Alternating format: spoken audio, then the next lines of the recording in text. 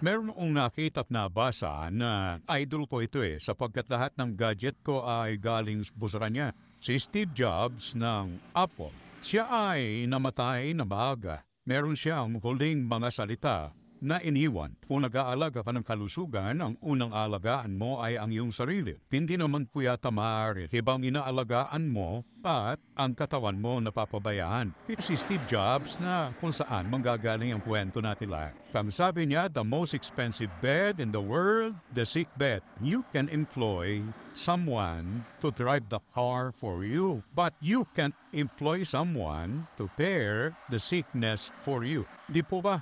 Kapag may sakit ka, ang tawag yan solo travel, solo flight. Wala pwedeng umapo sa nararamdaman mo. Bakit siya nagkasakit? Mayaman naman siya. Meron siyang sagot dyan. Hindi ko nabasa yung libro tungkol sa healthy life. Kaya hanapin po natin alin at nasaan ang book of healthy life. Hanapin po natin para hindi tayo bumagsak sa unbalanced health.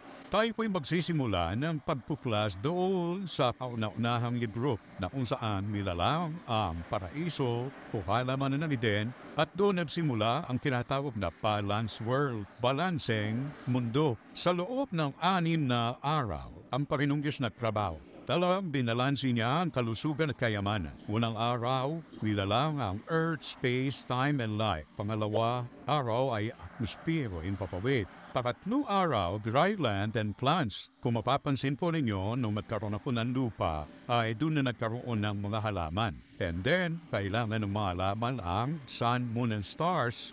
Andyan ang ika-4 na araw na paglika. Kalimang araw ang mga nilalang sa himpapawid at ang mga nasa dagat. At sa pang-6 na araw, diyan pa lamang nilalang ng Panginoong Diyos ang tao. Noong kompleto na po ang nang sinabi ang Panginoong Diyos doon pa lamang sa halamanan ng Eden. Sinabi niya, ibinigay ko sa inyo ang bawat pananim na magiging pagkain, ang lahat ng pananim na sariwa na pinakapagkain. Ang Diyos ang nakakaalam kung alin ang tamang pagkain. Kaya meron siyang utos, kainin na sariwa ang mga ibinigay niyang mga pananim. Tutubo ang sari-sari na makakain ng bunga. Ang bunga ay pagkain at gamot naman ang mga dahon. Kompleto na. Alam ng Panginoon Diyos na magkakasakit ang mga tao at mga hayop. Kaya meron silang gamot na binigay. Pagkain na gamot, gamot na pagkain. Kaya ang nature, nakikita po niyo mga hayop. Kapag sila'y may sakit, hindi naman sila pupunta sa butika.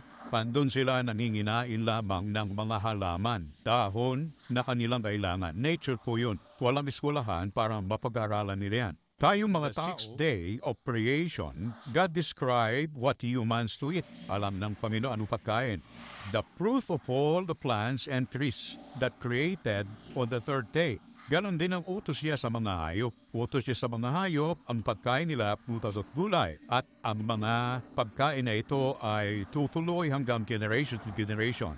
God did not instruct humans to use animals for food at this point in history. Hindi ibinigay na pagkain. And God did not offer the animals to humans for eating. Human beings were not subject to physical death until after the fall. Pero sa pagsuway sa utos ng Panginoon, doon nagsimula na po ang kamatayan, karamdaman at kamatayan. Ang mga halaman ibinigay ng Panginoon ay maraming mga seeds. Ang mga buto ng mga ito ang siyang magpapatuloy para sila'y dumami, tumubo from generation to generation.